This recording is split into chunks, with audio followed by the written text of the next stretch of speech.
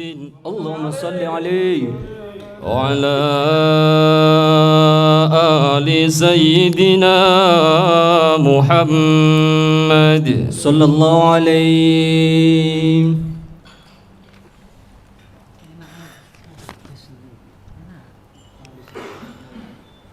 يا ربي صل على محمد، يا ربي صل عليه وسلم. يا ربي صل على محمد، يا ربي صل عليه وسلم. يا ربي بلغه الوسيلة، يا ربي خصه بالفضيلة. يا ربي صل على محمد، يا ربي صل عليه وسلم. يا ربي وارض عن الصحابة، يا ربي وارض عن السلالة. يا ربي صل على محمد، يا ربي صل عليه وسلم. يا ربي وارض عن المشايخ، يا ربي فارحم والدينا. يا ربي صل على محمد، يا ربي صل عليه وسلم. يا ربي وارحمنا جميعا، يا ربي وارحم كل مسلم. يا ربي صل على محمد، يا ربي صل عليه وسلم. يا ربي واغفر لكل مذنب، يا ربي لا تقطع رجانا. يا ربي صل على محمد، يا ربي صل عليه وسلم. يا ربي صل على محمد، يا ربي صل عليه وسلم. يا ربي صل على محمد، يا ربي صل عليه وسلم. يا ربي صل على محمد، يا ربي صل عليه وسلم. يا ربي صل على محمد، يا ربي صل عليه وسلم. يا ربي يا سامع دعانا، يا ربي بلغنا نزوره. يا ربي تغشنا بنوره، يا ربي حفظنا وأمناك. يا ربي صل على محمد، يا ربي صل عليه وسلم. يا ربي صل على محمد، يا ربي صل عليه وسلم. يا ربي واسكننا جنانك، يا ربي أجرنا من عذابك. يا ربي وارزقنا الشهادة، يا ربي حضنا بالسعادة. يا ربي صل على محمد يا ربي صل عليه وسلم يا ربي صل على محمد يا ربي صل عليه وسلم يا ربي واصلح كل مصلح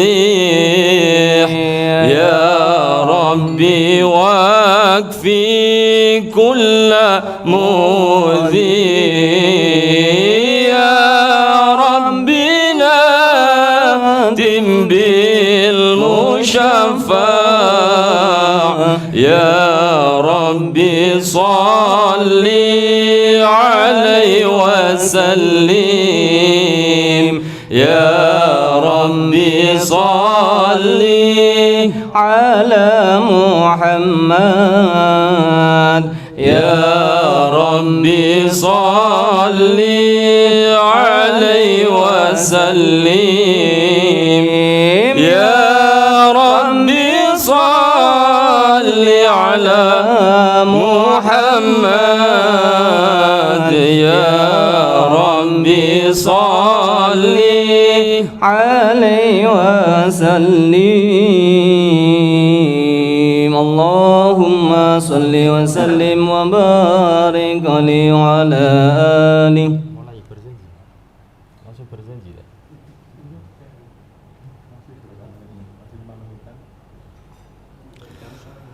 أعوذ بالله من الشيطان الرجيم.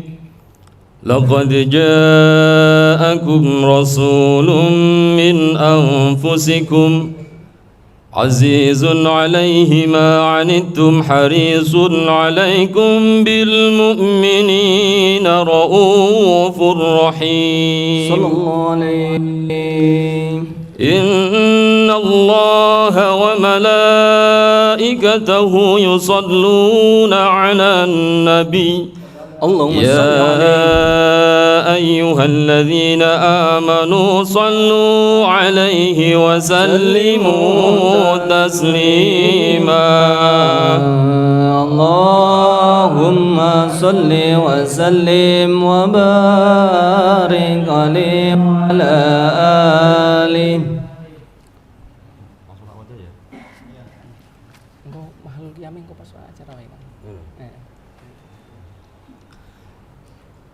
الجنة ونعيمها سعد لمن يصلي ويسلم ويبارك عليه. اللهم صل وسلم وبارك عليه وعلى آله. بسم الله الرحمن الرحيم. أبتدئ الإملاء باسم الذات العلية اللهم صل مستدرا فيض البركات على ما أناله وأولاه. اللهم صل عليه. واغثني بحمد موارده سائغة هنية اللهم صل منتضيا عليه. من الشكر الجميل مضايا. اللهم صل عليه. وأصلي وأسلم على النور الموصوف بالتقدم والأولية صلى الله عليه. المنتقل في الغرر الكريمة والجبال. اللهم صل عليه. واستمنح الله تعالى رضوانا يخص العطرة الطاهرة النبوية اللهم صل عليه. ويعم الصحابة والأتباع ومن والاه. اللهم صل عليه. واستجديه هداية لسلوك السبل الواضحة الجلية اللهم صل وحفظا عليه. من الغواية في خطط الخطأ وخطى الله. اللهم صل عليه. وأنشر من قصة المولد النبوي برودا حسانا عبقريا صلى الله عليه. نادما من النسب الشريف غدا تحلى المسامع بحلا. اللهم صل عليه. واستعين بحول الله تعالى وقوته القوية. اللهم صل عليه. فإنه لا حول ولا قوة إلا بالله. أنذر اللهم قمره الكريم بأرف سديم صلاة وتسليم. اللهم صل وسلم وبارك عليه وعلى آله.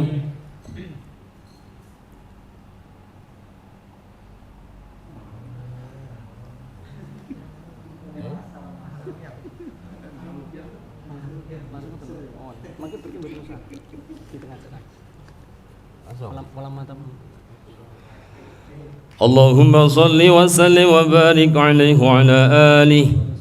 ولما تم من حمله شهران على مشهور الأقوال المروية اللهم صل توفي عليه. بالمدينة المنورة أبوه عبد الله. صل عليه. وكان قد ازداد بأخوانه بني عدي من الطائفة النجارية. ومكث فيهم شهرا سقيما يعانون سقمه وشكواه. اللهم صل عليه. ولما تم من حمله على الراجح 9 أشهر قمرية. اللهم صل وآن عليه. للزمان أن ينجلي عنه صدى. اللهم صل عليه. حضر أمه ليلة مولد آسية ومريم في نسوة من الحظيرة القدسية. اللهم صل وأخذها المخاض فولدته صلى الله عليه وسلم نورا يتلألأ سنا. محل القيام صلى الله على محمد صلى الله عليه وسلم. صلى الله على محمد صلى الله عليه وسلم. صلوا على النبي محمد. اللهم صل عليه.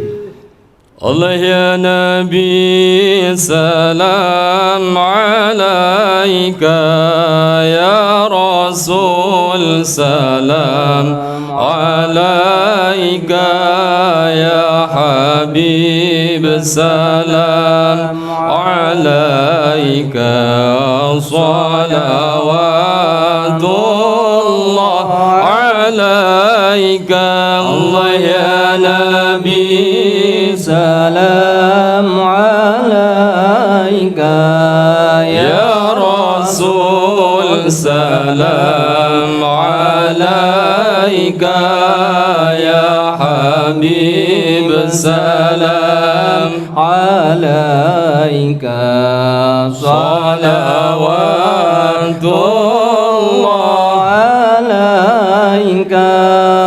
أشرق البدر علينا فاختفت منه البدور مثل حسنك ما رأينا قط يا وجه السرور.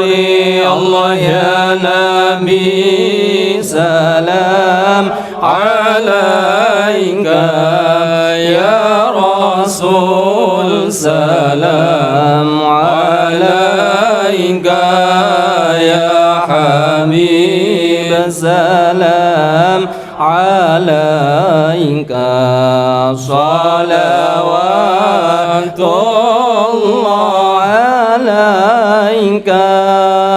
أنت شمس أنت بدر أنت نور فوق نوري، أنت إكسير وغالي، أنت مصباح الصدور.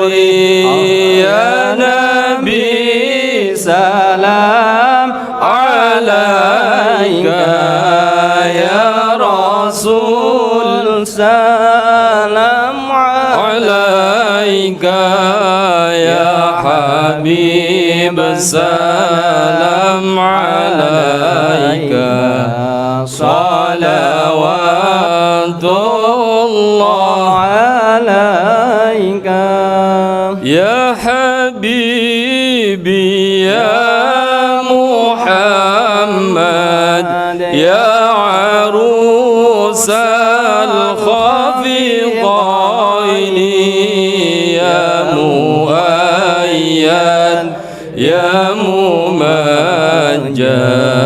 يا إمام القبلتين الله يا نبي سلام عليك يا رسول سلام عليك يا حبيب سلام عليك صلوات الله عليك مرحبا من رأى وجهك يسعد مرحبا يا كريم الوالدين مرحبا مرحبا يا نور العين مرحبا مرحبا جد الحسين مرحبا حوضك الصافي المبرد مرحبا وردنا يوم النشور مرحبا مرحبا يا نور العين مرحبا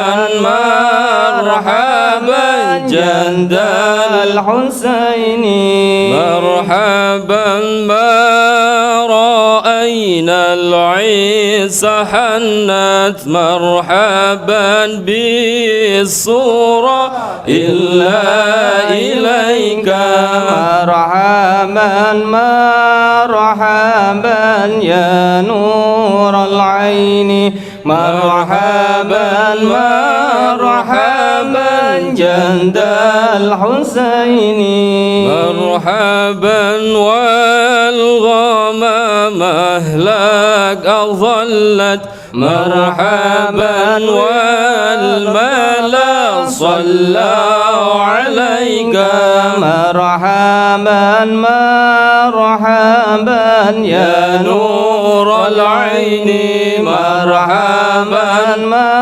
مرحبا جند الحسين وأتاك العود يبكي مرحبا مرحبا خاضعا بين يديك مرحبا مرحبا واستجارت يا حبيبي مرحبا مرحبا عندك ظبي النفور مرحبا مرحبا مرحبا يا نور العين مرحبا مرحبا مرحبا جد الحسين مرحبا مرحبا عندما شد المحامل مرحبا مرحبا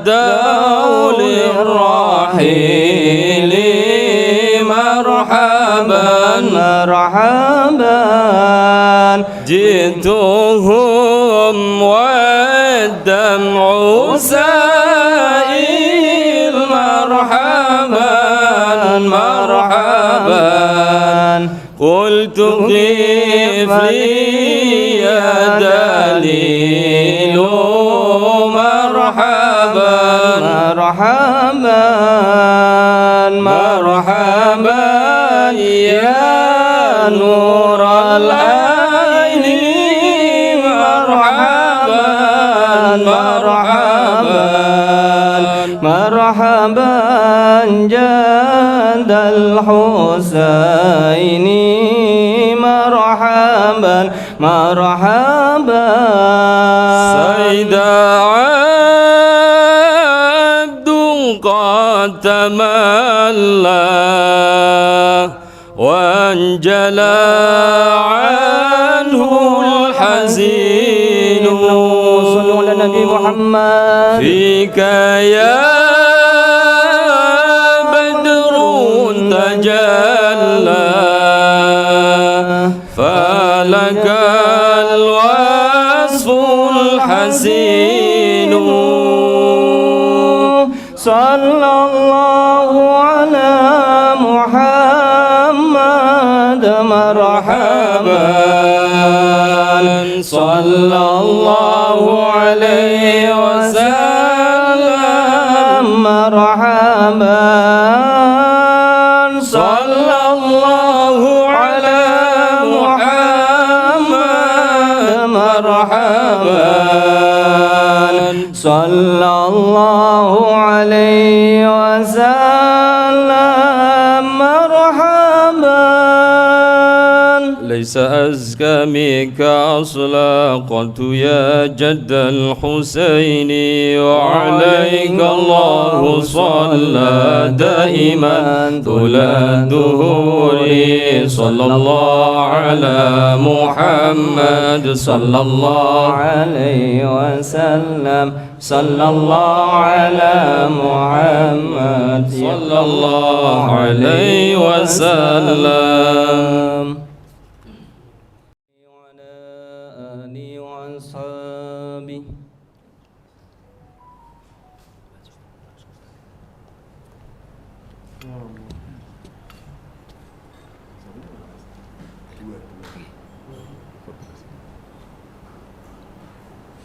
هذا معه هذا الميكروفون مشان هدف لي ايوه تسجيل. السلام عليكم ورحمة الله تعالى وبركاته. وعليكم السلام.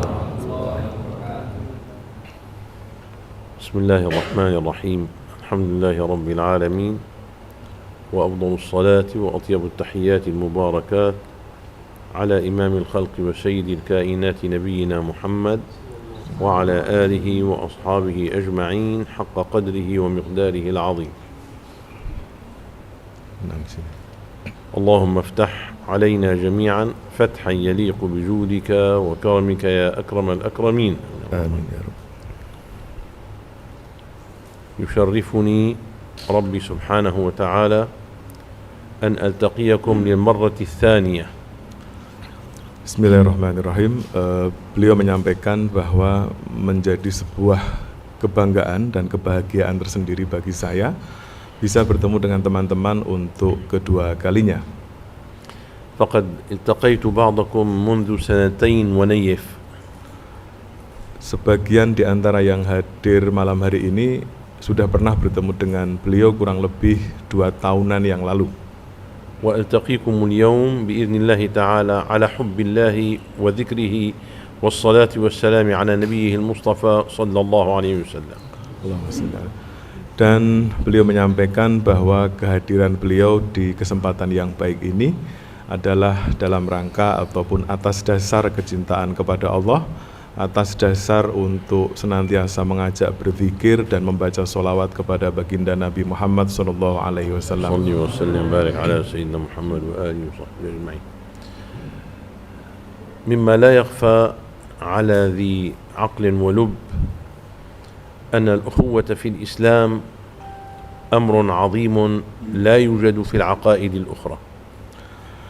Tidak diragukan lagi bagi setiap yang berakal bahwa persaudaraan seakidah ataupun ukhuwah Islamiyah merupakan sesuatu yang sangat luar biasa sekali dan tidak ditemukan dalam akidah ataupun keyakinan agama yang lain. فالمسلمون وإن تباعدت ديارهم واختلفت أحسابهم وأنسابهم هم إخوة في الله تعالى. Umat Islam meskipun terpisah jarak geografis yang cukup jauh, meskipun nasab dan keturunannya berbeda, tetapi mereka adalah tetap bersaudara. لا فرق بين أبيض وأسود، لا فرق بين أبيض وأسود، ولا فرق بين عربي وأعجمي إلا بالتقوى والعمل الصالح. Kata beliau, tidak ada perbedaan yang berdasarkan warna kulit, tidak ada perbedaan berdasarkan suku dan ras, kecuali karena ketakwaan kepada Allah Subhanahu wa taala. قال الله تعالى: إنا جعلناكم شعوبا وقبائل لتعارفوا إن أكرمكم عند الله أتقاكم. Sebagaimana yang difirmankan oleh Allah dalam Al-Quran, sesungguhnya yang paling mulia di antara kalian semua adalah yang paling bertakwa kepada Allah. أبو لهب وهو عربي من قريش وهو عم النبي صلى الله عليه وسلم، لأنه لم يسر على نهج النبي عليه الصلاة والسلام. قال الله تعالى فيه: إلى يوم القيامة تبت يدا أبي لهب وتب. Beliau mencontohkan Abu Lahab, seorang dari keturunan Arab, bahkan juga dari kabilah Quraisy. Tetapi karena dia tidak mengikuti ajaran Rasulullah, dia tidak mengikuti apa yang didakwahkan oleh Rasulullah, maka sampai hari kiamat termaktub baginya tabbat yada Abi Lahab wa tab, atau celakalah kedua tangan Abu Lahab. وسيدنا سلمان الفارسي رضي الله عنه وأرضاه وسيدنا صهيب الرومي رضي الله عنه وأرضاه هما ليسا من العرب، لكنهما أحبا الله تعالى وأحبا رسوله صلى الله عليه وسلم، فغدا كل واحد منهما من أحب الناس إلى الله تعالى وإلى رسوله صلى الله عليه وسلم. Berbeda halnya dengan dua orang sahabat, yang satu bernama Salman Al-Farisi dan yang satu lagi adalah sahabat Suhaib Ar-Rumi. Beliau berdua ini bukan berasal dari suku Arab, tetapi karena beliau berdua ini mencintai Allah Subhanahu wa taala, dan kemudian mereka menjadi manusia yang paling dicintai oleh Allah Subhanahu wa taala. وهناك رجل من الأكراد أدرك النبي صلى الله عليه وسلم وأسلم ونال شرف الصحبة. Beliau menyampaikan bahwa dalam riwayat disebutkan ada seorang laki-laki dari suku Kurdistan. Beliau memperoleh kehormatan untuk bertemu dengan Nabi Muhammad SAW. جابان أبو ميمون جابان الكردي، صحابي كردي. أبو ميمون جابان الكردي. Namanya Abu Maimun Jaban Al-Kurdi. نال شرف الصحبة. Beliau bisa bersuhbah atau menjadi sahabat Nabi. وكلنا لا ننسى أبدا المؤذن الأول سيدنا بلالا رضي الله عنه وأرضاه. Dan kita juga tidak bisa melupakan muadzin pertama dalam Islam, yaitu Sayyidina Bilal radhiyallahu anhu. فالإسلام هو الأساس. Intinya adalah Islam. كما كان مشايخنا رضي الله عنهم وأرضاهم يقولون لنا: العروبة جسد والإسلام روحها. Sebagaimana yang disampaikan oleh para guru-guru kita semua, bahwa Arab itu laksana jasad dan ruhnya adalah Islam. وعلمنا النبي صلى الله عليه وآله وصحبه وسلم أن كل من ينطق بالعربية فهو عربي. Dan Rasulullah Muhammad SAW mengajarkan kepada kita bahwa setiap yang berbicara atau mengucapkan bahasa Arab, maka dia adalah orang Arab. قال عليه الصلاة والسلام: ليست العربية من أحدكم بأب ولا أم. Seperti sabda Nabi, orang Arab di antara kalian semua adalah bukan yang berdasarkan jalur nasab, keturunan ayah atau ibu. فالآن أخي الحبيب فضل الشيخ فجر هو عربي. Alhamdulillah. طبعا. هذا ليس كلامي، كلام رسول الله صلى الله عليه وسلم. صدق Rasulullah. وهكذا كل واحد منكم يبدأ يتعلم اللغة العربية سوف يصبح عربيا مثل رسول الله صلى الله عليه وسلم. Begitu halnya teman-teman sekalian, kata beliau, asalkan mau belajar bahasa Arab nanti akan sama ya, atau setidaknya kita punya nasab lah dengan Rasulullah Muhammad sallallahu alaihi wasallam. والمهم بعد هذه المقدمة إخواني وأحبابي،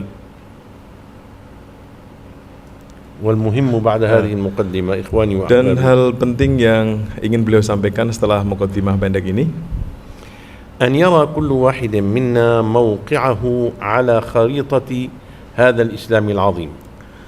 Beliau meminta kepada kita semua untuk masing-masing dari kita, ya, masing-masing dari kita ini mencoba untuk bermuhasabah, menilai kembali posisi kita ataupun apa sih sumbangsih yang sudah kita berikan kepada Islam yang sangat besar ini. ماذا يشكل الإسلام بالنسبة لكل واحد منا؟ Islam itu bagi kita apa sih? هل هو فقط مجرد صلاة وصيام وأداء العبادات؟ Apakah Islam itu hanya urusan ritus semata, ibadah, sholat, zakat, puasa saja?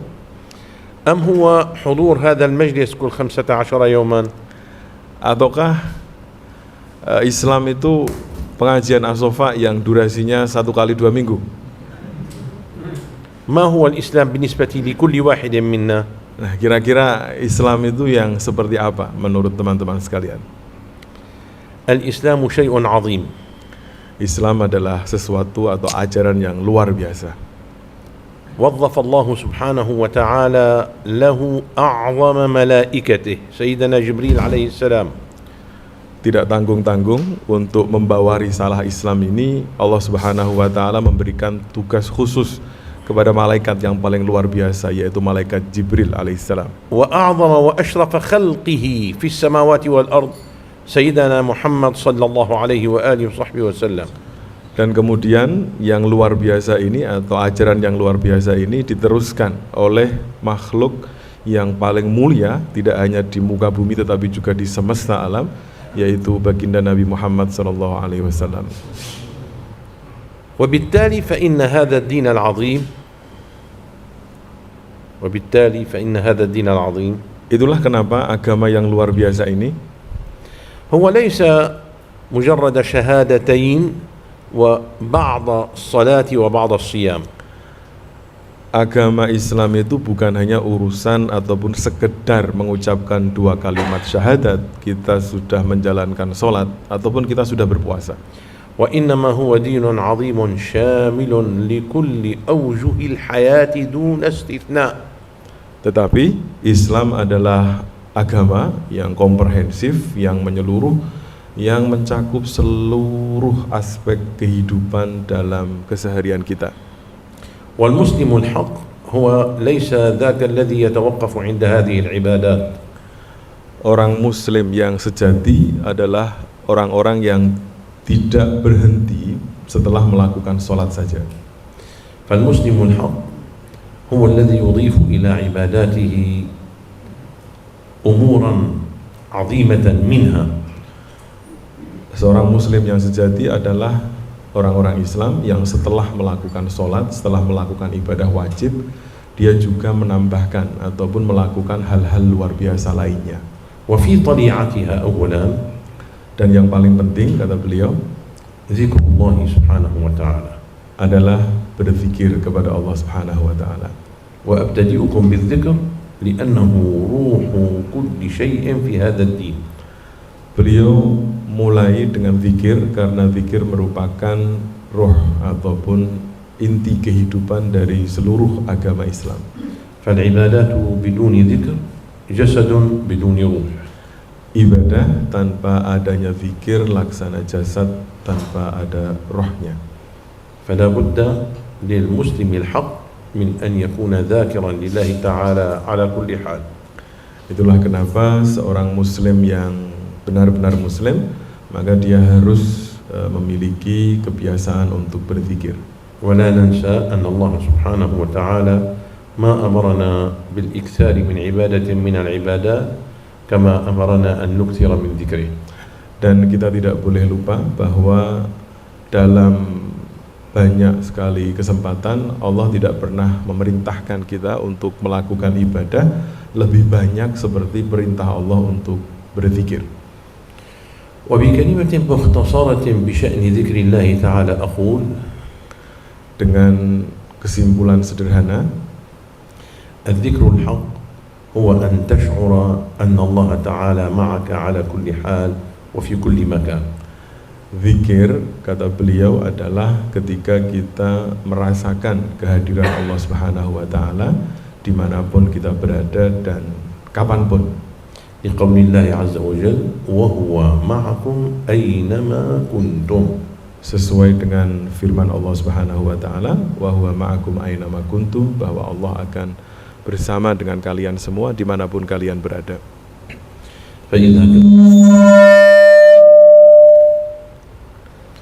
فإذا كان الله تعالى معك على كل حال وجب أن تكون معه على كل حال. Jika Allah membersamai kita, maka sudah menjadi keharusan bagi kita untuk senantiasa bersama dengan Allah Subhanahu wa Ta'ala. وإذا كان الله تعالى معك في كل مكان وجب أن تكون معه في كل مكان. Dan ketika Allah senantiasa membersamai kita di segala kesempatan, maka kita pun juga harus membersamai Allah di berbagai kesempatan kita. وذكر الله تعالى بحقيقته يجعلك ملكا تمشي على وجه الأرض. Beliau menyampaikan bahwa orang yang senantiasa berzikir itu laksana malaikat yang berjalan di muka bumi. فاعلم عندما تقع في زلل أو خطأ أو معصية أو خطيئة أنك غفلت عن الله تعالى. Indikator sederhananya adalah ketika kita melakukan kesalahan atau ketika kita melakukan kemaksiatan, maka itu bukti adalah kita alpa dari Allah Subhanahu wa Ta'ala. وهذه الغفلة مشكلة. Dan ini adalah sebuah permasalahan. يمكن أن تدفع ثمنها. Mungkin akibatnya akan kita rasakan, ولكن سل الله العفو والعافية. tetapi tentunya kita mohon semoga Allah mengampuni segala kesalahan dan kealpaan kita semua. وأكثروا من التوبة والاستغفار. Beliau menyampaikan, mengajak kita semua untuk memperbanyak taubat dan juga memperbanyak istighfar. فالنبي عليه الصلاة والسلام وهو صاحب الحضور الدائم مع الله عز وجل. Nabi Muhammad, sosok yang senantiasa bersama dengan Allah Subhanahu wa Ta'ala, كان يقول لأصحابه رضي الله عنهم Rasulullah berpesan kepada para sahabatnya, إني لا أستغفر الله تعالى وأتوب إليه في اليوم والليلة أكثر من 70 مرة في رواية أكثر من 100 مرة. Rasulullah dalam salah satu kesempatan menyampaikan, sesungguhnya aku memohon ampunan atau bertaubat kepada Tuhanku, kata Rasulullah, lebih dari 70 kali, atau dalam sebuah riwayat disebutkan lebih dari 100 kali. فاستغفروا الله وتوبوا إليه. Itulah kenapa beliau mengajak kita semua untuk beristighfar dan bertaubat kepada Allah Subhanahu wa Ta'ala. يقول الله عز وجل وتوبوا إلى الله جميعا أيها المؤمنون لعلكم تفلحون. Sebagaimana yang disampaikan oleh Allah dalam firman-Nya, bertobatlah kalian semua wahai orang-orang yang beriman agar kalian semua bahagia. بعد الذكر ننتقل إلى أمر آخر وحديث الذكر يطول كثيرا. Setelah zikir, setelah yang pertama tadi beliau menyampaikan tentang zikir, kita akan berpindah ke tema berikutnya. الأمر الآخر هو طلب العلم. Yang kedua, kata beliau, setelah zikir adalah belajar, menuntut ilmu, ngaji, atau apapun bahasanya, prinsipnya adalah mencari ilmu. فلا ننسى قول سيدنا رسول الله صلى الله عليه وسلم ليس مني إلا عالم أو متعلم. Kita tidak boleh melupakan semangat yang digelurakan oleh baginda Nabi dalam salah satu sabdanya. Beliau Nabi mengatakan, tidak termasuk umatku kecuali orang-orang yang alim ataupun orang-orang yang senantiasa belajar. Jadi ngajar atau belajar. ولا ننسى قوله صلى الله عليه وسلم الناس صنفان فعالم ومتعلم ولا خير فيما سواهما. Dan juga dalam satu kesempatan yang lain Rasulullah menyampaikan manusia itu jika dikelompokkan ada dua model. Yang pertama adalah orang yang alim, orang yang memiliki ilmu, dan yang kedua adalah orang yang senantiasa belajar. Dua kelompok ini baik kata Rasulullah dan jangan menjadi yang selain kedua ini. فأنت إما أن تكون ذاكرا أو غافلا. Jadi kesimpulannya ada dua kondisi, kita orang yang berzikir ataupun orang yang alba kepada Allah, وإما أن تكون عالما أو متعلما. atau menjadi orang alim ataupun orang yang muta'allim ataupun yang sedang belajar. الذاكر هو إما عالم وإما متعلم.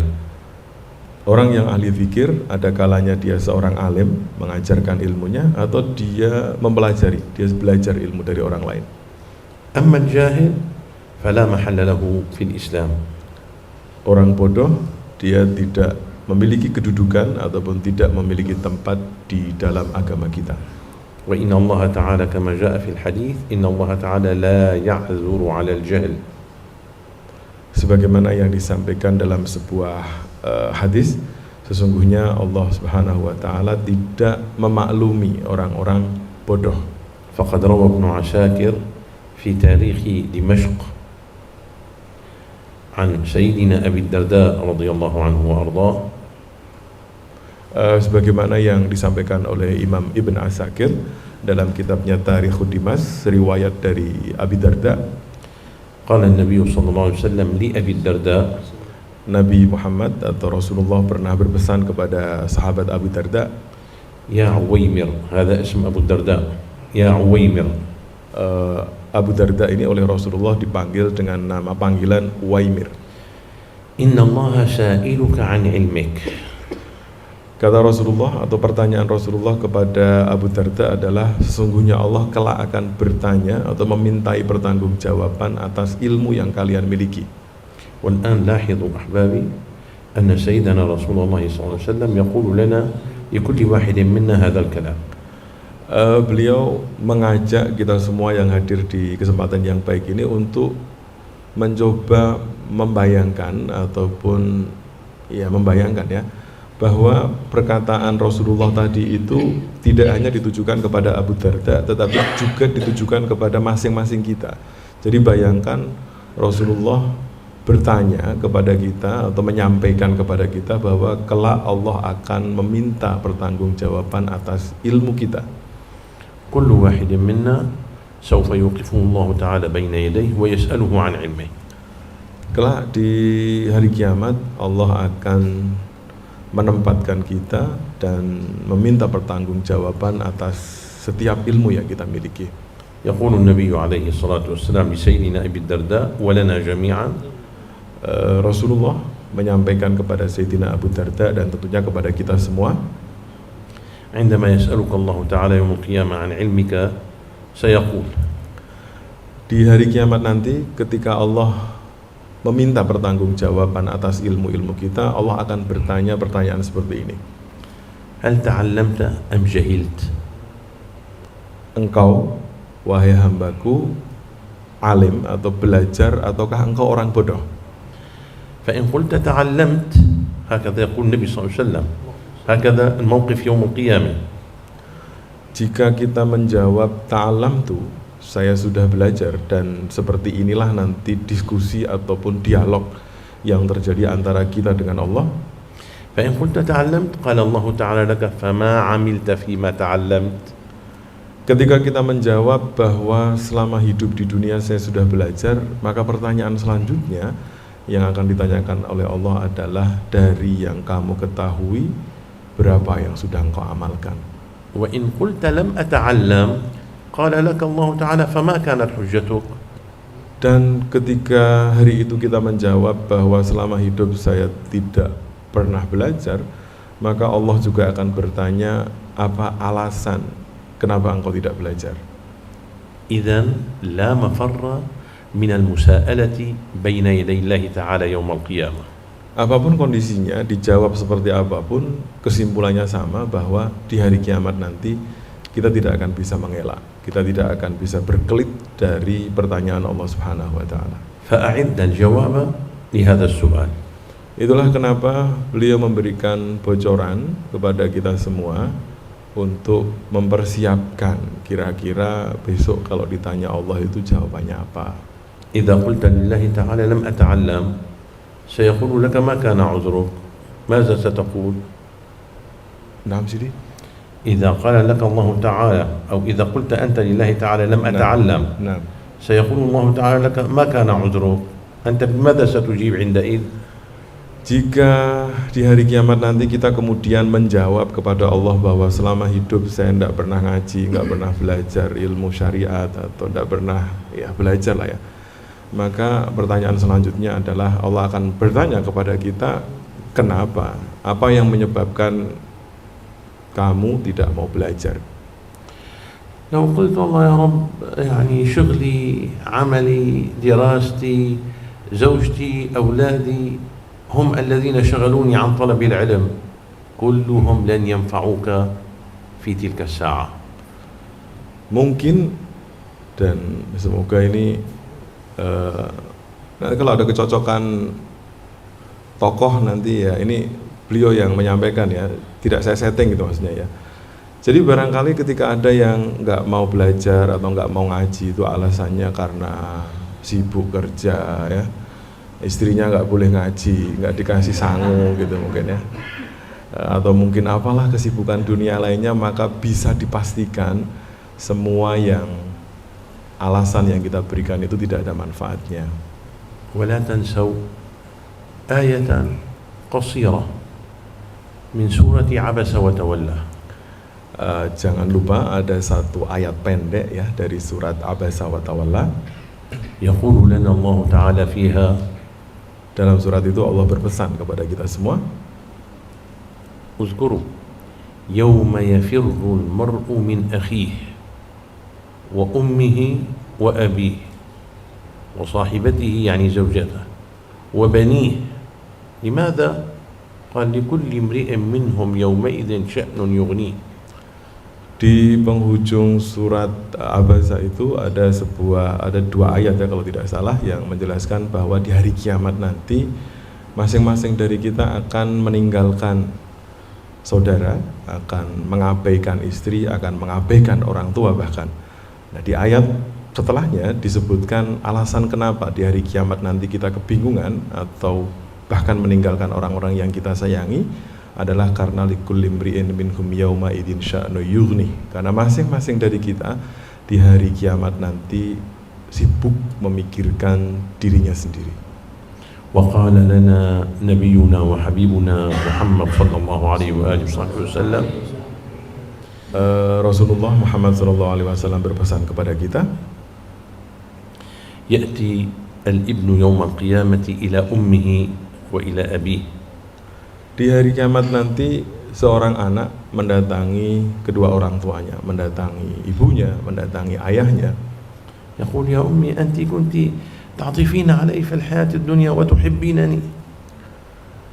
Anak itu berkata kepada ibunya, bukankah engkau ibuku pada saat di dunia adalah orang yang paling sayang kepadaku, paling peduli kepadaku. فتقول نعم يا ولدي ماذا تريد. Beliau menjawab, ya betul, apa yang kau inginkan wahai anakku? فيقول أنا سأدخل النار توقف أمري بالدخول إلى الجنة على حسنة أريد حسنة أو نصف حسنة. فتقول له يا ولدي وأنا مثلك لا أعرفك ولا تعرفني تتركه وتنصرف.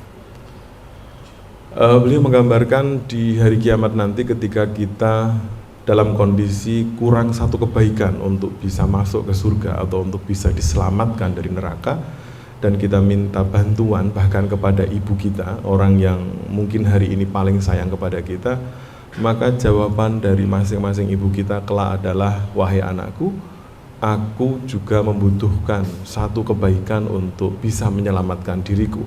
Dan kemudian ibu kita meninggalkan kita dan mengabaikan kita.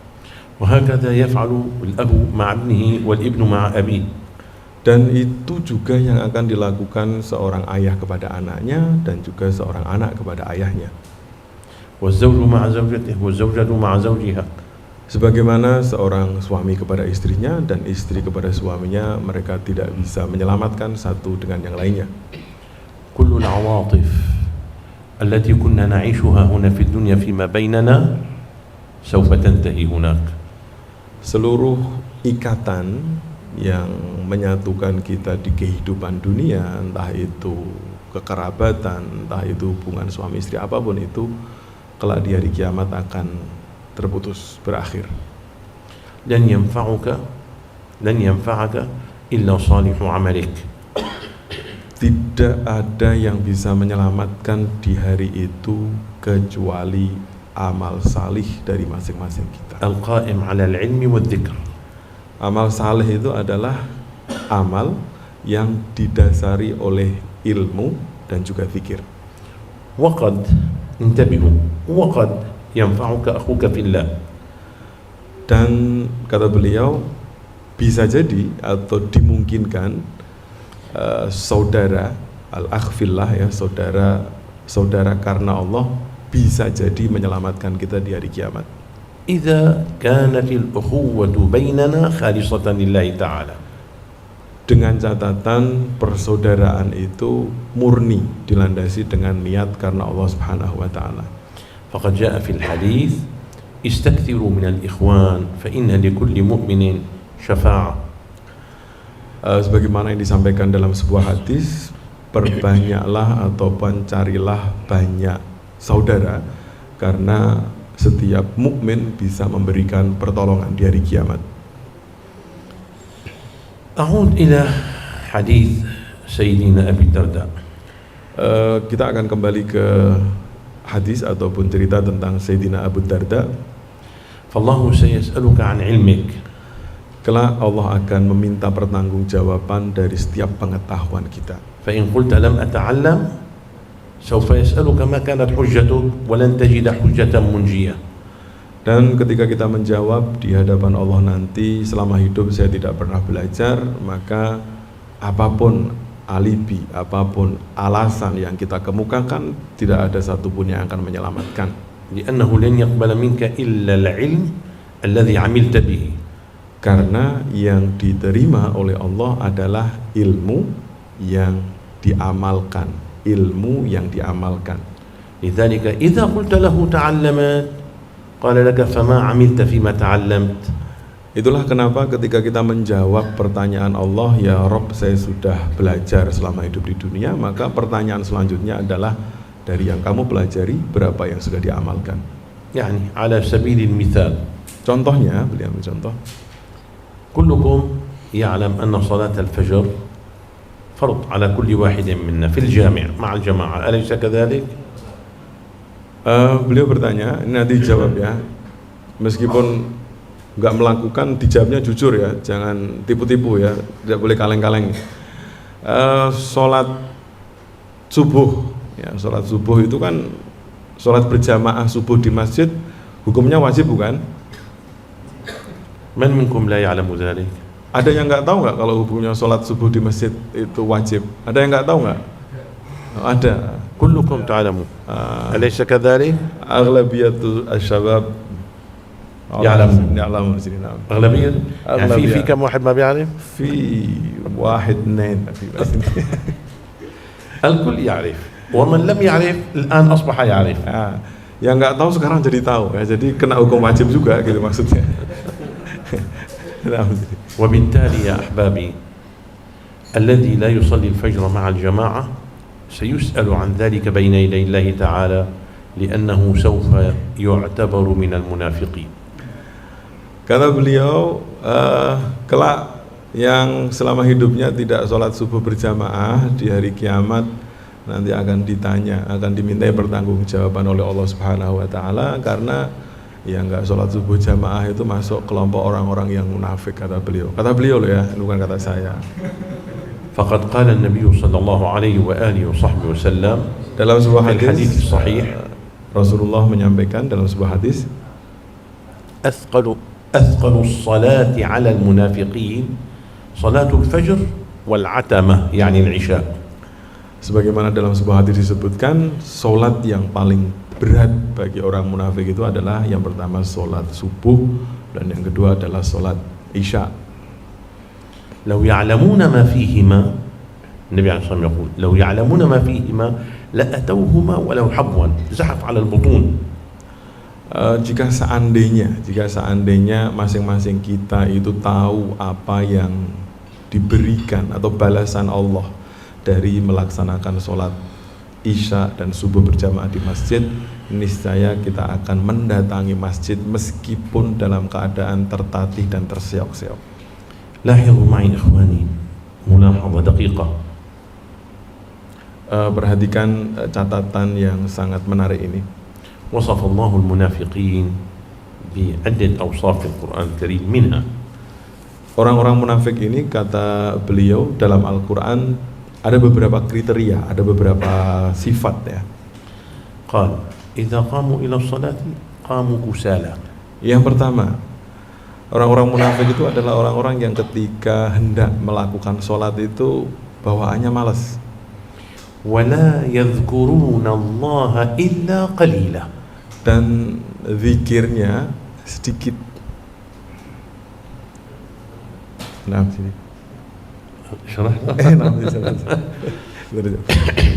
فهم كسالى في صلواتهم ويذكرون قليلا جدا.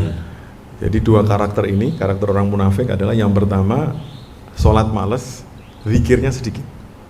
ولا يأتون إلى صلاة الفجر والعشاء. Dan tidak melaksanakan sholat subuh dan isya di masjid. ما نتيجتهم يوم القيامة؟ Kira-kira nanti di hari kiamat apa yang akan terjadi kepada orang-orang yang seperti ini? قال الله عز وجل إن المنافقين في الدرك الأسفل من النار. Kata Allah dalam salah satu firman-Nya, sesungguhnya orang-orang yang munafik ini akan berada di neraka yang paling bawah. ولذلك نحن علمنا الآن أن صلاة الفجر فرض على كل واحد منا مع الجماعة. Dan sekarang kita jadi tahu bahwa sholat subuh itu wajib hukumnya dilakukan berjamaah. فلا يجوز بعد هذه الساعة أن نتخلف عنها مع صلاة العشاء.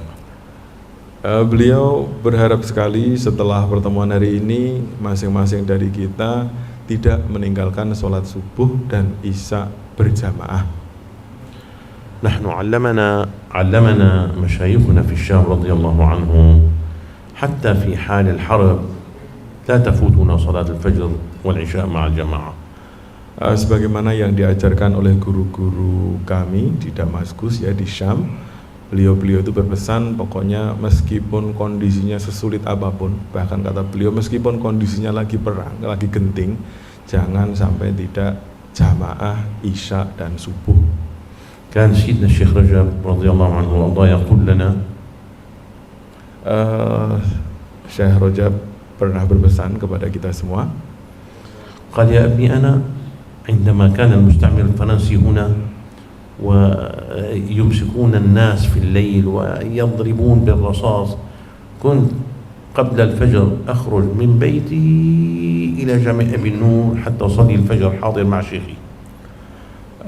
Beliau Syekh Muhammad menceritakan pada masa itu ketika era penjajahan, jadi mungkin sekedar informasi, Damaskus ini ataupun Suriah ini adalah negara jajahan Prancis ya waktu itu. Jadi Syekh Rajab itu mengalami masa di mana untuk sholat subuh di Masjid Abi Nur itu harus beliau lakukan sebelum waktu subuh. Jadi keluarnya sebelum subuh ya, untuk menghindari tentara-tentara penjajah itu agar tidak ditangkap dan dipukuli pada saat itu. أسألكم سؤال المحب لله عز وجل والمحب لرسول الله صلى الله عليه وسلم يرفع يده. Beliau ingin melakukan atau bertanya ya, atau mungkin voting kecil gitu ya. Coba yang cinta Allah dan cinta Rasul silahkan angkat tangan. Oke. Belum sini. يا رب إن شاء الله نسأل الله أن يجعلنا من المحبين الصادقين. Beliau mendoakan kita semua, semoga kita termasuk orang-orang yang benar-benar cinta kepada Allah. المحب الصادق يا أحبابي يحب لقاء محبوبه دائما وأبدا. Orang-orang yang benar-benar cinta kepada Allah pasti senang bertemu dengan Allah. وصلاة الفجر هي صلاة المحبين. Salat subuh adalah salat orang-orang yang cinta kepada Allah. هناك صلاة اسمها صلاة العاشقين. Ada juga kata beliau salatul asyikin atau salat para perindu. هي الصلاة التي يصليها أهل الحب والعشق قبل الفجر اسمها صلاة التهجد. Yang biasa dilakukan sebelum menjelang waktu subuh ya, atau biasa kita kenal dengan salat tahajud. Itu salat para perindu Allah. الآن نبدأ نحن بالخطوة الأولى بصلاة الفجر مع الجماعة. Kita akan mulai dengan langkah perdana dan pertama ya, kalau yang sudah jagoan-jagoan sholat subuh di masjid ini mungkin bagi yang belum ini ya, kita akan mulai dari langkah pertama, yaitu kita mulai dengan sholat subuh berjamaah. فإذا جئت إلى هنا والتقيتكم مرة ثانية إن شاء الله. Dan nanti pada saat ziarah berikutnya, di pertemuan berikutnya, ketika insya Allah beliau akan datang ke Jepara lagi, ينبغي أن تكون الحال ارتقت لنجمع إلى صلاة المحبين صلاة العاشقين إن شاء الله. Ini gimana ya cara ngomongnya? Jadi mungkin asyrah, yani utawil asyarah suwai sih mungkin sih. المهم أن تصل الفكرة. Enam jauh sih. Jadi ya beliau ini kan mursyid kita ya. Saya merasakan bahwa ini bukan mistis ya, bukan urusan mistis, nggak ada urusan mistis ini. Jadi kayaknya beliau melihat, beliau ingin mendampingi kita, mendampingi naik level gitu loh maksud saya. Jadi beliau ini mursyid kita. Jadi beliau melihat bahwa persiapan kita mungkin ada yang dinilai kurang. Jadi beliau ingin level pertama ini kita akan mulai dulu dengan sholat subuh, dan beliau berharap di pertemuan kedua setelah sholatul muhibbin, sholat subuh tadi, kita bisa naik level ke sholatul asyikin. Dan pindah level ini memang hanya boleh dilakukan oleh seorang mursyid. Jadi semoga kita semua diberikan umur panjang untuk ketemu beliau di kesempatan berikutnya. Fadhlu sini. Insyaallah. Naqul insyaallah. Insyaallah. Hada yahtaj ila himmah. Butuh usaha keras. كان سيدنا الشيخ رجب يقول لنا شيء لطيف وجميل جدا ولعل الشيخ فجر سمعه منه في الشام. Syekh Rajab pernah berpesan, pesannya sederhana sekali tapi sangat mengena. Mungkin kata beliau saya pernah mendengarnya waktu di Damaskus. يقول يا ابني لو كان أحدكم يحب فتاة ما ويريد أن يخطبها ليتزوجها. Seandainya ini beranalogi ya, seandainya salah satu di antara kita ini jatuh cinta dengan seorang perempuan. وهذه المحبوبة تركت هذه البلد جيبارا وسافرت إلى جاكرتا. Si perempuan ataupun cewek yang diidolakan ini pergi meninggalkan Jepara ke Jakarta gitu seumpama. واتصلت به. Kemudian dia nelpon, ya, kalau sekarang WA lah ya mungkin ya. وهو يحبها متيم بها. Nah si cowok ini cinta banget lah. اتصلت به تقول له إذا كنت تحبني تأتي إلى جاكرتا. Kata si cewek tadi, kalau kamu benar-benar sayang, kalau benar-benar cinta sama saya, datang ke Jakarta. ماذا يفعل؟ هل يأتي إلى جاكرتا ويترك جبارا؟ Kira-kira para jomblo yang diomongin kayak gitu itu pergi ke Jakarta, tinggalkan Jepara atau tetap di Jepara? Kira-kira nih ke Jakarta ya? Ila Jakarta sini. Dumri mubasyaratan. Ila Jakarta. At-Tairah nam sini. وصل إلى جاكرتا. اتصل بها قال أنا وصلت إلى جاكرتا. Sampai di Jakarta akhirnya. Terus kemudian dia telepon si perempuan tadi. وهو متعب يعني من السفر وكذا وإلى آخره. قال متى أراك؟ Karena safar, karena Jepara Jakarta juga jaraknya cukup jauh ya, perjalanan panjang, capek. Terus kemudian dia nanya, kira-kira saya bisa ketemu kamu kapan? Sama si ceweknya tadi ya. قالت أهلي لن يسمحوا لي أن أراك وأنا سوف أجد حيلة لألتقي وإياك في الساعة الثالثة ليلا.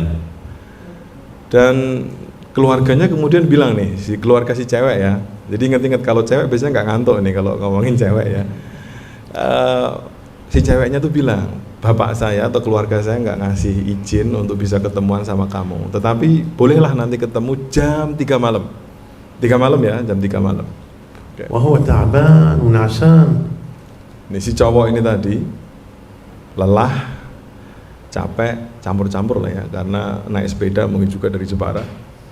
Capek pokoknya. قالت أنا أنتظرك الساعة الثالثة في المكان الفلاني. Si cewek kemudian bilang, jam 3 malam saya tunggu kamu di tempat ini gitu, ditentukan tempatnya. ماذا يفعل؟ Kira-kira si cowok tadi apa yang akan dia lakukan? Kira-kira يركب جناحين ويطير إليها. datang ke tempat si ceweknya. Nah, sini. ما جاوبوا. Kira-kira kalau si ceweknya bilang seperti itu, si cowoknya kira-kira seperti apa? Apakah dia diam saja atau dia akan mendatangi si cewek meskipun dengan kondisi yang secapek tadi? Gas yakni gas ya. لماذا فعل هذا؟ Pertanyaannya adalah apa sih yang menjadikan si cowok tadi melakukan hal gila tadi ya? لأنه يحب. Karena dia cinta. فهل أنت تحب الله تعالى صدقا وحقا؟ Nah, apakah teman-teman benar-benar cinta kepada Allah Subhanahu wa taala? إذا إنسان أحب إنسانة يصنع المستحيل من أجلها. Ketika seorang manusia mencintai manusia yang lain, dia bisa melakukan hal-hal yang di luar nalar, hal-hal yang mustahil. فكيف بالذي يحب الله تعالى؟ Lalu bagaimana dengan orang-orang yang mencintai Allah Subhanahu wa taala? ذكر لنا بعض السلف الصالح. Sebagian salafun salih pernah menyampaikan أنهم كانوا في طريقهم إلى الحج. Salah satu di antara beliau ini sedang melakukan perjalanan menuju Makkah untuk berhaji. كانوا في البحر. Pada waktu itu perjalanan ditempuh melalui laut. فمروا بجزيرة استراحوا فيها قليلا. Di tengah perjalanan mereka melewati sebuah pulau dan mereka memutuskan untuk istirahat sejenak di pulau tersebut. فوجدوا فيها رجلا يعبد صنما. Pada saat beristirahat, rombongan yang hendak berangkat haji ini menemukan atau bertemu dengan seorang laki-laki yang menyembah berhala. فأخذوا يحدثونه عن الله عز وجل. Kemudian rombongan yang mau berangkat haji ini mendakwai ya, diajak ngobrol, diomongi tentang Allah Subhanahu wa taala. وبعد يومين أو ثلاثة اقتنع منهم فكسر الصنم وأسلم. Setelah beberapa waktu diajak diskusi, dikenalkan dengan Islam, akhirnya dia menjadi seorang muslim, penyembah berhala tadi jadi muslim dan sholat dan juga berpuasa. قال أنتم أين تسافرون الآن؟ Kemudian laki-laki penyembah berhala yang sudah Islam tadi kemudian bertanya, kalian semua ini sebenarnya mau kemana gitu? فحدثوه عن الحج وأنهم يقصدون بيت الله الحرام. Kemudian mereka menjawab bahwa kami semua ini ingin pergi haji ke Makkah. قال تأخذوني معكم؟ Si laki-laki tadi kemudian bertanya, kalau saya ikut boleh nggak kalian ngajak saya? قالوا على الرحب والسعة أهلا وسهلا. Nah, kemudian mereka menjawab, baik silahkan. وركب معهم في السفينة. Dan laki-laki tersebut akhirnya ikut bersama dengan rombongan menumpangi kapal. فلما صار الليل Saat malam menjelang, أرادوا أن يناموا. mereka semua hendak tidur. قال لهم أريد أن أسألكم سؤالا. Salah satu di antara rombongan ini bertanya kepada laki-laki tersebut, هذا الإله الذي عرفتموني به هل ينام؟ orang laki-laki yang masuk Islam tadi ya, yang semula penyembah berhala tadi, dia bertanya kepada salah seorang rombongan, apakah Tuhan yang kalian kenalkan kepada saya itu tidur atau tidak? قالوا لا. Kemudian dijawab tidak. قال أنتم تدعون أنكم تحبونه. Dan kalau Allah itu tidak tidur, apakah dengan demikian kalian mengira bahwa engkau cinta kepada Allah? قالوا نعم. Ya, kata orang-orang rombongan tadi. قال عجيب أمركم. Aneh sekali, kata laki-laki tersebut. كيف تنامون ومحبوبكم لا ينام؟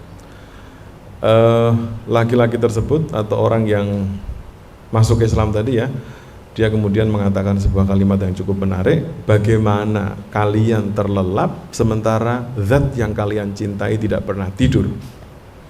هذا إسلام 3 أيام. Ini, pertanyaan ini dilontarkan oleh orang yang Islamnya baru 3 hari. نحن خلقنا مسلمين. Kita semua alhamdulillah dilahirkan dalam keadaan Islam. فكيف حبنا لله تعالى؟ Lalu bagaimana cinta kita kepada Allah Subhanahu wa كيف ta'ala? ذكرنا لله تعالى؟ Bagaimana zikir kita? هل تعلمنا دين الله عز وجل كما ينبغي؟ Apakah kita sudah mempelajari agama ini sebagaimana mestinya? أنتقل بكم إلى النقطة الثالثة. Yang ketiga sekarang, poin ketiga. النقطة الأولى تحدثنا بشأن ذكر الله تعالى. Di yang pertama tadi berbicara tentang zikir kepada Allah Subhanahu wa taala. النقطة الثانية تحدثنا بشأن العلم. Yang poin kedua adalah berbicara tentang ilmu. النقطة الثالثة نتحدث بشأن الدعوة إلى الله عز وجل. Yang ketiga, beliau ingin berbicara tentang dakwah kepada atau mengajak sesama untuk melakukan kebaikan. والدعوة إلى الله يا أحبابي هي وظيفة كل واحد منا. Dakwah merupakan tugas masing-masing dari kita. لا تظنوا أن الدعوة هي مسؤولية العلماء فقط. Jangan mengira bahwa dakwah ini merupakan tanggung jawab para ulama semata. فكل واحد منا هو داع إلى الله عز وجل. Masing-masing dari kita adalah ahli dakwah, juru dakwah. تبدأ الدعوة في بيتك ومع أرحامك. Dakwah bisa kita mulai dari rumah kita, dimulai dengan keluarga kita. وتنتقل بالدعوة إلى أقاربك وجيرانك. Setelah berdakwah di lingkungan rumah, kemudian kita bisa berpindah ke tetangga dan juga lingkungan sekitar kita. وإلى كل معارفك. Dan juga teman-teman ataupun kolega kita, orang-orang yang kita kenal. أقول لكم بكلمة مختصرة مسؤولية الدعوة كبيرة جدا. Singkat kata beliau, tanggung jawab dakwah ini merupakan urusan yang sangat besar sekali.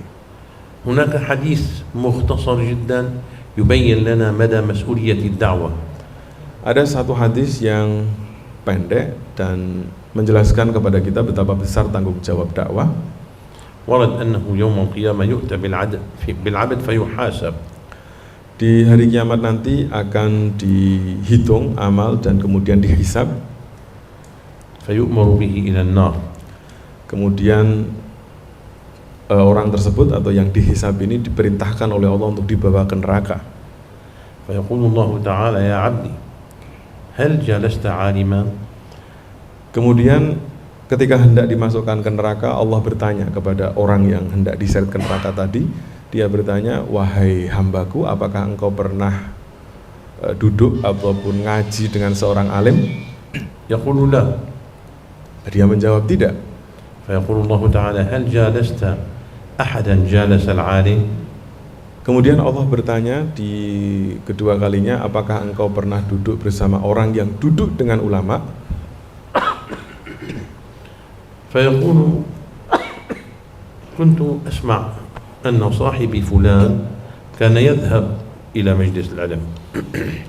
Laki-laki itu kemudian berkata bahwa saya mendengar bahwa temanku itu pernah datang ataupun pernah ngaji ke tempat seorang ulama ataupun kiai gitu ya. فيأمر الله تعالى بإحضاره. Nah, sini. فيأمر الله تعالى بإحضاره. Kemudian Allah meminta untuk menghadirkan orang tersebut, teman yang dia dengar pernah ngaji ke tempat orang tadi. فيقول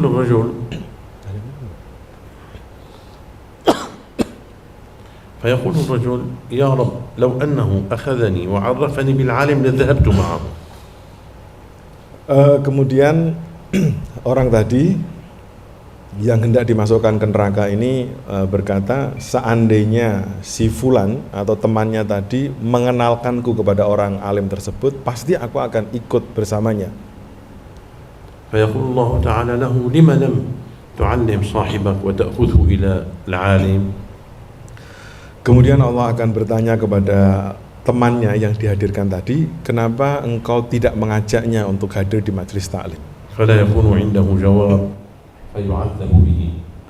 Dan ketika dia tidak memiliki jawaban atas pertanyaan tersebut, maka temannya ini tadi yang tidak ngajak ke majelis taklim ini, dia akan dihukum oleh Allah.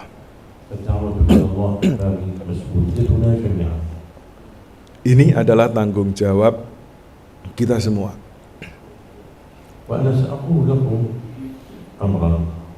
Beliau hendak menyampaikan satu pesan. Kurang lebih yang hadir pada malam hari ini kurang lebih ada 35 orang.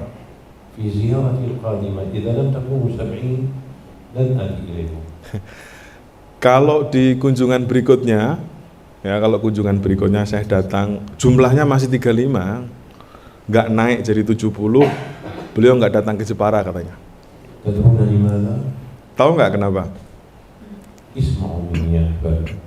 Beliau ingin kita mendengarkan pesan beliau ini.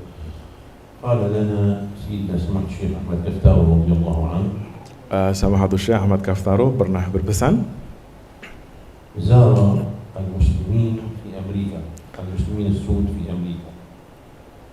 waktu itu Samahatul Syekh Ahmad Kaftaro ziarah ya, mendatangi orang-orang hitam ataupun yang kulitnya hitam di Amerika.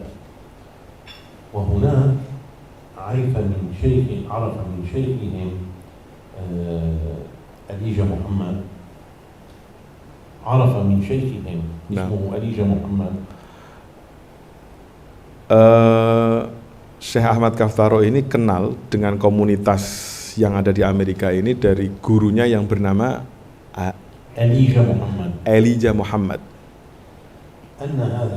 Elijah Muhammad fi kulli sana yaqum bi amaliyah hisabiyah ala kulli muslimin as-Sud.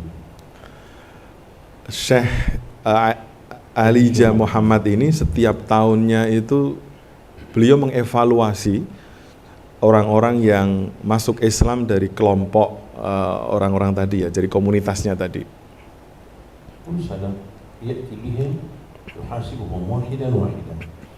Setiap tahun Syekh ini mengevaluasi ya, masing-masing anggotanya, masing-masing membernya ini dievaluasi satu persatu.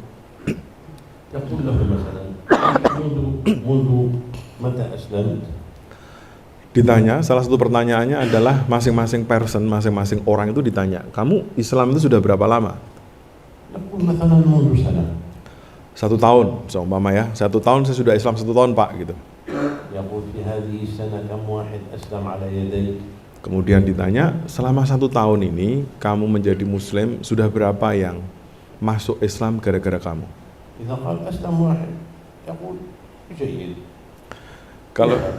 Kalau seandainya dia menjawab, dalam 1 tahun saya berhasil mengislamkan atau mendakwai 1 orang, kata Syekh tadi, baguslah.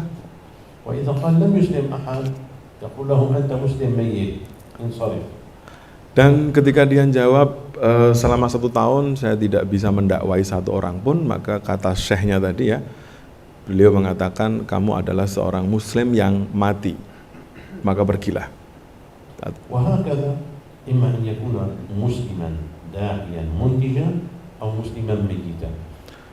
Pilihannya ada 2, kita menjadi seorang muslim yang produktif. Produktif itu artinya berdakwah dan mengajak sebanyak mungkin orang untuk melakukan kebaikan, ataukah kita menjadi muslim yang pasif, yang mati. ولا يعود إلى هؤلاء المسلمين حتى يعود داعيا إلى الله تعالى ومنتجا. Dan orang-orang yang berhasil kita dakwai itu tadi, ya, kita kembalikan dia ke komunitasnya dan dia menularkan hal yang serupa sehingga makin banyak orang yang terinspirasi melakukan kebaikan. إخواني وأحبابي الكرام أقول لكم أمرا خطيرا. Ada satu fakta yang cukup berbahaya yang ingin saya sampaikan kepada teman-teman sekalian. الأيام والشهور والأعوام القادمة مليئة بالمخاطر ضد المسلمين. Beliau menyampaikan bahwa hari-hari, tahun-tahun, bulan-bulan ke depan atau di masa yang akan datang akan banyak sekali orang-orang yang murtad, ya, akan banyak sekali orang-orang yang meninggalkan Islam. فهناك مؤامرة صهيونية صليبية عالمية ضد الإسلام والمسلمين. Di luar sana banyak sekali usaha-usaha, gerakan-gerakan yang dilakukan oleh banyak pihak yang ingin menindas ataupun ingin melemahkan umat Islam. ربما لا يهمهم أي دين من ديانات الأرض بقدر ما يهمهم إفساد الإسلام والمسلمين. Bisa jadi orang-orang ini yang ada dalam benak mereka adalah pokoknya yang penting Islam itu hancur. لكن الله تعالى لهم بالمرصاد إن شاء الله. Tapi insya Allah, Allah akan melindungi kita semua, Allah akan menjaga kita semua. إنما المشكلة عندنا. Masalah yang ada dalam diri kita umat Islam, إما أن نضاعف همتنا بالذكر والعلم والدعوة، وإما أننا سوف يأتي هذا التسونامي العالمي فيذهب بنا جميعا. ada dua pilihan bagi kita. Yang pertama tentunya adalah apakah kita ingin menjadi ataupun meningkatkan kualitas hidup kita dengan menjadi muslim yang berzikir, berilmu dan berdakwah, ataukah kita akan menjadi korban dari permasalahan dunia yang semakin rumit ke depannya nanti.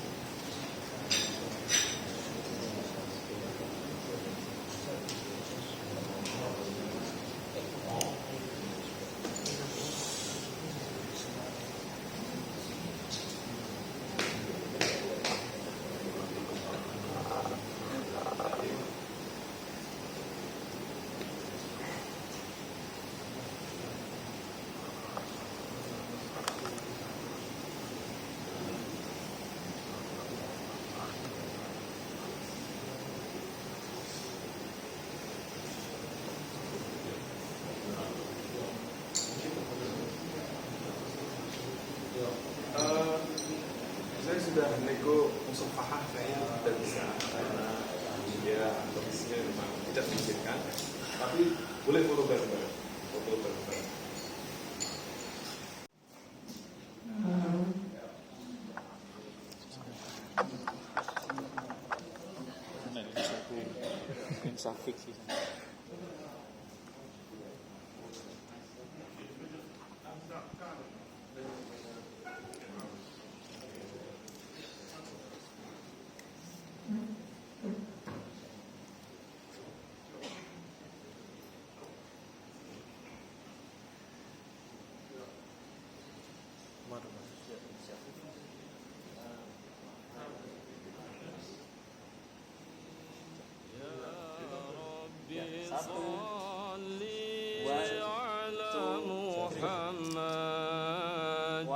يا ربي صل عليه وسلم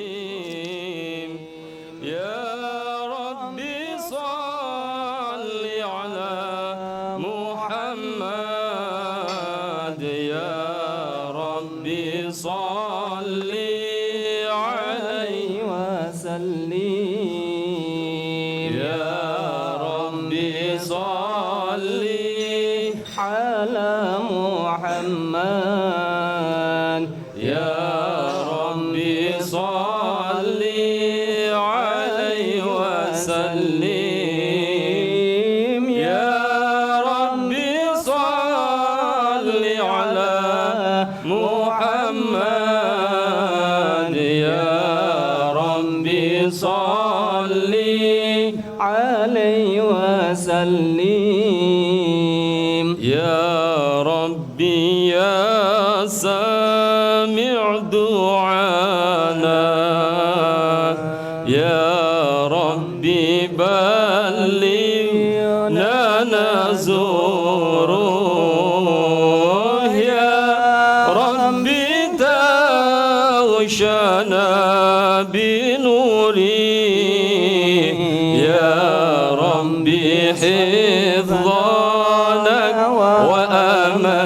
وأمانك يا ربي صل على محمد يا ربي صل عليه وسلم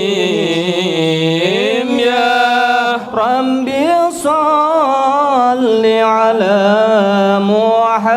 محمد يا ربي صل عليه وسلم يا ربي واسكننا جنانك يا ربي أجرنا من عذابك يا ربي وارزقنا الشهادة يا ربي حضنا بالسعادة